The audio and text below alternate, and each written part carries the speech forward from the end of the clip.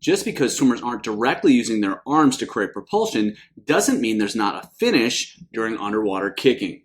In reality, many swimmers are cutting their kick short, and that's significantly compromising the amount of propulsion and therefore speed that they can create. Hi everyone, Andrew here, helping you help your swimmers get faster. In this video, we're going to talk about the finish of the stroke in underwater kicking. Specifically, we'll be talking about fully finishing the kick in front of the body.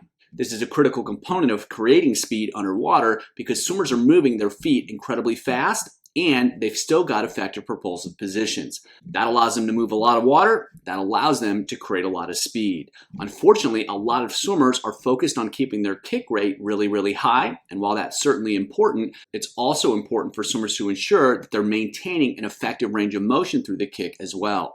It's not just kick rate that creates speed. It's not just the propulsive range of motion that creates speed. It's having both at the same time, which is what ultimately allows swimmers to create so much speed underwater. Let's take a look at this key skill in action.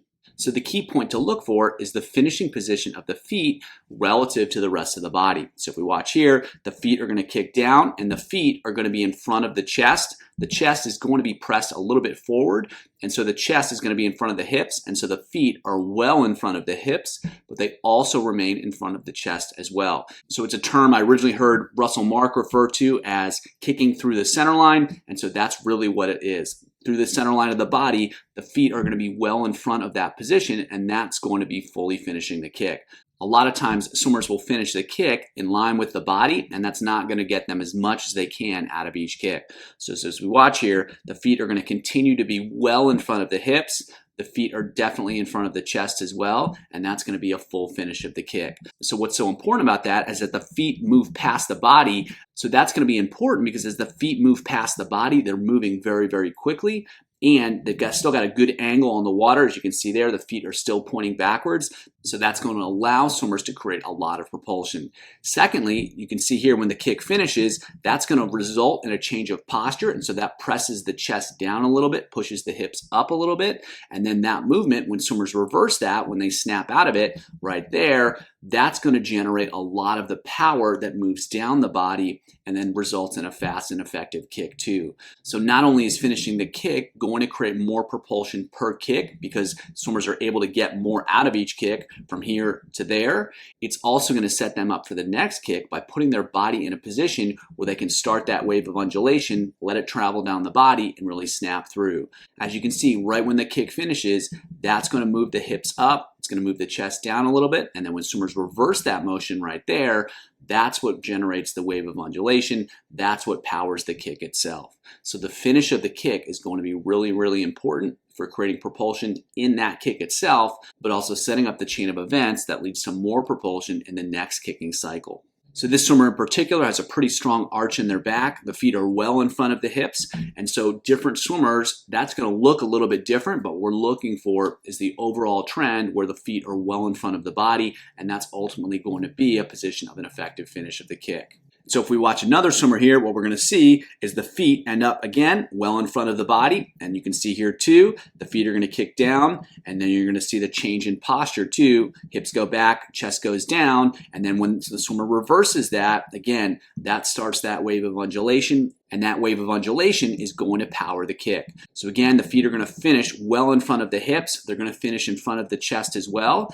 And that's going to allow swimmers to get more propulsion out of each kick and then set up the next effective kick with effective undulation. So again, kicking all the way through, kicking down, you can see that the feet snap through to finish there. And again, that's going to pop the hips up, press the chest down, and now we've got ourselves in a position where the actions of one kick can set up the cycle for the next kick. And that's where you get swimmers that have really good rhythm. They can keep the rate up, and they can also get really good range of motion because they're using the finish of one kick to set up the next kick.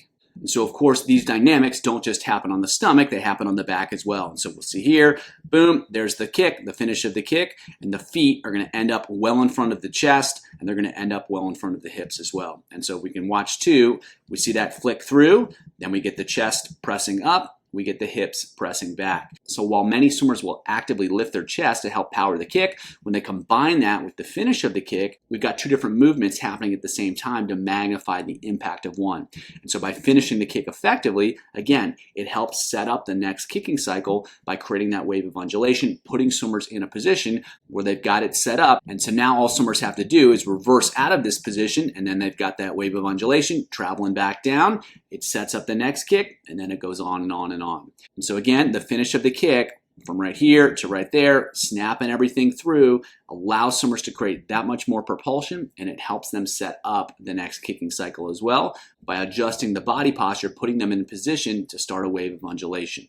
So another swimmer here, we'll see the same thing. And so if we look at the finish of the kick here, the feet are well in front of the body, the feet are well in front of the chest, the feet are well in front of the hips. This swimmer, relative to the others, doesn't have as much of an arch to the back. Their hips aren't as far back, their chest isn't as far forward, but we're seeing the same thing. And so we'll see the same dynamics of the position too. You can see, boom, the finish of the kick, the hips go up, the chest presses down. However, it's not as much, but it's still the same motion, it's still the same idea, it's still the same timing, it's just going to be a different magnitude of effect. And if we look at the foot position here, this swimmer actually has their feet well in front of their chest. Again, that's most likely because they're not pushing their chest forward quite as much, but we're still seeing the same range of motion as the swimmer moves through the kick. And so again, feet are ending up well in front of the body, and you can even see that in the swimmer down below. That's not the focus here. They have that same skill happening, and again, that's going to allow them to create more propulsion. It's going to allow them to set up the next stroke cycle, and that ultimately is going to lead to faster and more efficient underwater kicking. Another swimmer here, different expression of the skills. We're still going to see the feet well in front of the chest and well in front of the hips. And this swimmer has a little bit more hip action. The hips are pressed a little bit further back. Chest is a little bit further forward. But again, same exact dynamics. The feet are finishing all the way through. When the feet finish, the hips go up, the chest goes forward, and then that process is reversed to set up the next kicking cycle. So again, full range of motion through the kick, kicking all the way through, kicking in front of the center line, kicking through the center line.